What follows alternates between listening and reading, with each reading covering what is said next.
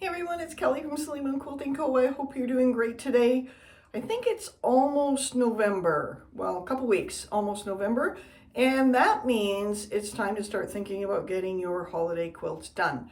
So today's video is going to be a recap of an old video I did, but I think with a little bit different instruction because of course as quilters we learn as we go. So today we're going to be learning how to make perfect snowflakes.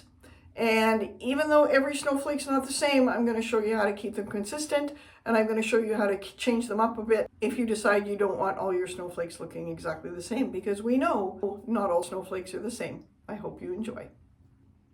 So one of the first designs we're going to talk about that's going to help you get those Christmas or holiday quilts done fast is our Frosty ruler. Now Frosty also comes with in a pair as a topper. So we're going to explain why there's two rulers and why you'd want two to create snowflakes. But I do want to just quickly mention that they come also in 1/4 inch or 1/8. So whichever is the best fit for your machine. There's another video on how to tell, and I'll link that in the comments below, just to show you which one works better for you. So I'm going to move these out of the way right now, as I am on a long arm today. So I want to make sure that I'm using the 1/4 inch rulers. So I'm going to move topper out of the way as well. Don't need that right now. So you'll notice here I've got from Frosty, I've got my sticky tape on the back, comes with all of our rulers. I'm going to bring my thread down about here, just kind of make sure that I've got enough room to do that, and then the topper on top. So I'm going to move a little bit more this way. I'm going to bring my bobbin thread up. That's going to help the back of my quilt stay nice and neat. Give that a quick pull out of the way. Oops. Extra thread there. Give that, and then I'm just going to lock my stitches there so I have a good base and I know that the thread's not going to go anywhere. And then I'm just going to give these a quick trim just to kind of keep it a little neater for you. If you're going to bury your threads afterwards, you'll want to keep them a little bit longer. Otherwise, if you want, you can trim them. So we're going to start by using this main section of Frosty, and that's where we've got a little extra arm on there, which is a duplicate of the arm that is going to be stitched, and you'll see why we need that in a second. So I'm going to lift my ruler foot. I'm going to slide my ruler underneath, bring my ruler foot back down where I've got lots of clearance. Now you'll notice I don't have any marking on my quilt, and I don't need it when I'm doing the snowflakes. And the advantage of that is if I'm doing an overall design, so I'm randomly placing these on my quilt, I don't need to worry about stopping and marking every time I want to do a snowflake. We've got the marking lines right on the ruler itself.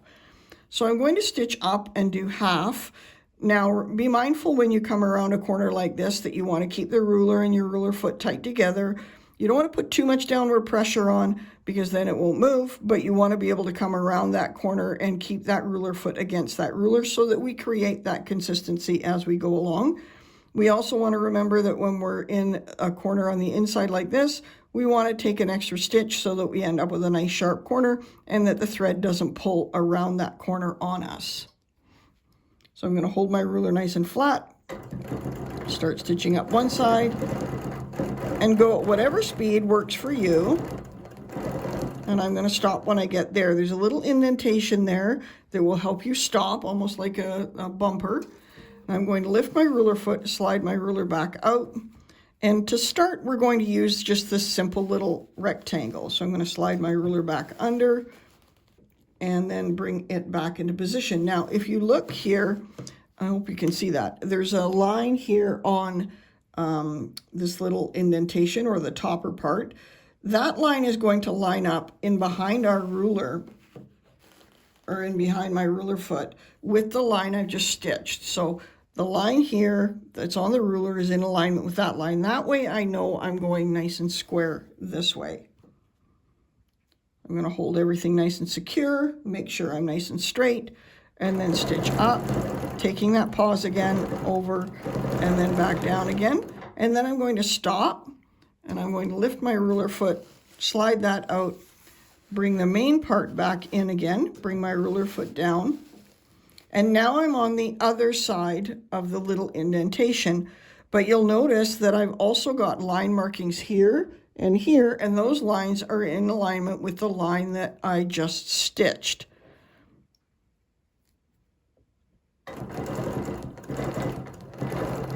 And then I'm going to come back, and that's going to bring me back to where I started. If you have to take one extra stitch to end up in where you need to be, that's fine. Then I'm going to rotate my ruler to where my stitched line is underneath the engraved line that's on this ruler. So I know that I'm nice and square, and then I'm going to just make sure I'm good and lined up and stitch back up that. And that should stitch right on top of the line you just did. And come back to that point. And I'm going to lift my ruler foot. Now this time I'm going to do this other little topper. So we've got the two. So this was the straight one. Now we're going to do the next one. I'm going to bring that down. Again, rotating it so that this line in behind here is in a line with the line I just stitched. So I'm staying nice and square.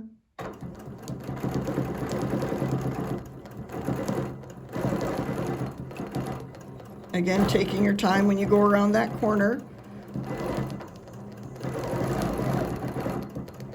Stopping there, putting that ruler foot, putting that ruler back in, and lining up on the other side, the opposite side. And again, I've got line markings here that are going to make sure that I'm nice and lined up.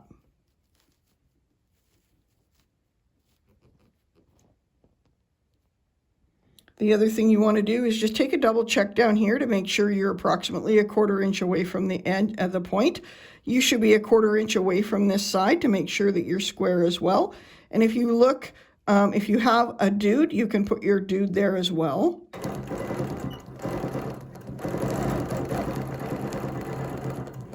And that's going to bring me back to my center. Take my one extra stitch, and then I'm going to rotate my ruler again so that my engraved line is over top of the line I just stitched.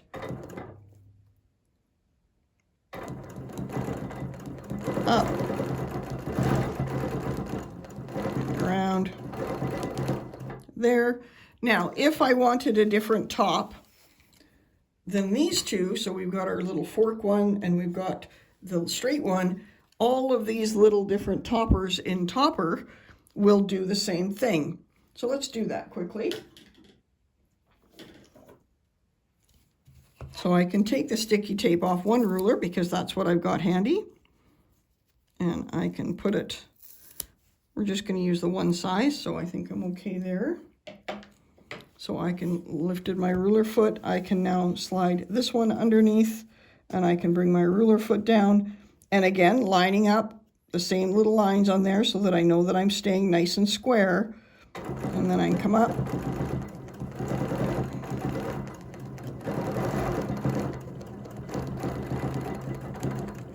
And back down again. So you can see that that's created a different little snowflake. So in total, if you have the two rulers, you can end up with 6 different snowflakes. And you can combine them, so you can do what I'm doing here, and you've got 3 different ones all in one. So then I'm going to go back to my original, line that up there. And again, I can do a double check on this side to make sure that my engraved line is over top of the line I just stitched. And then I know I'm going to be spacing everything equally. And I've got my lines here.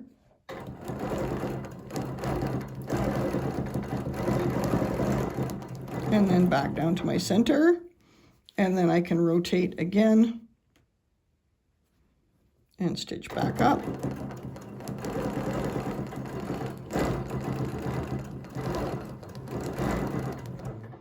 And the more you do this, you get a little bit quicker. So let's go back to, Topper. Let's move this sticky tape. Let's do this one here.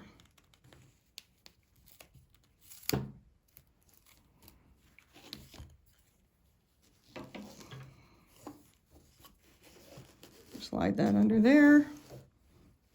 And you can see here I've got these lines lined up nice and straight on the line that I just stitched, so I know that I'm straight. Then I'm going to stitch up.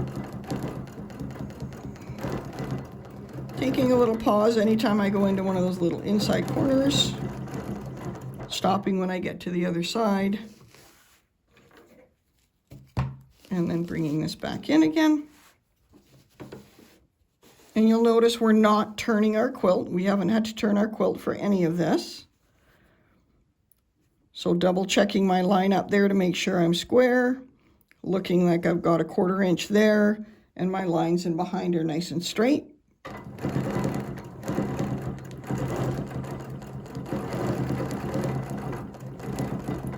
Back to my center point, rotate one more.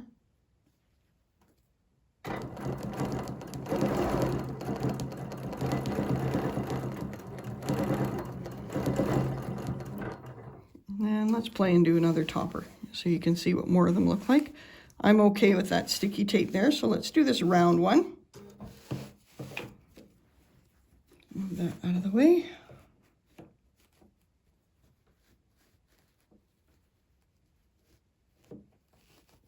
Line that up there so I'm nice and lined up in alignment with there, so I know I'm straight and square.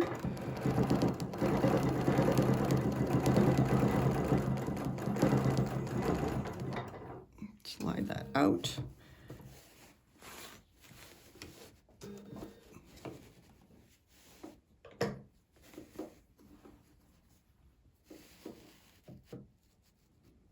Line that up again, so again the engraved line is over top of the one I stitched previously, so I know I'm square.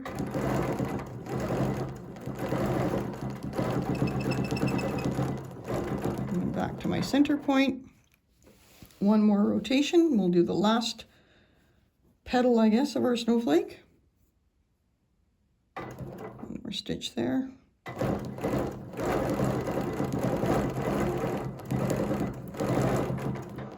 Stop there and let's pull. Let's bring topper back in. We'll do this one. We haven't done that one yet. And I'm going to hold that secure. I've got enough tape there that I'm okay with that. If I was doing this on an actual quilt, I would put more sticky tape here.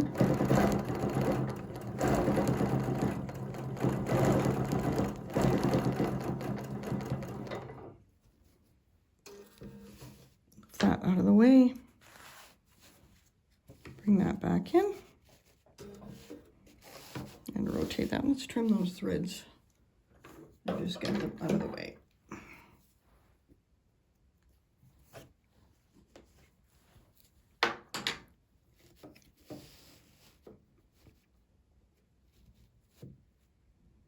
Lined up again, checking to make sure I'm lined up on the engraved line behind, and these are nice and straight so that I come back to my center point.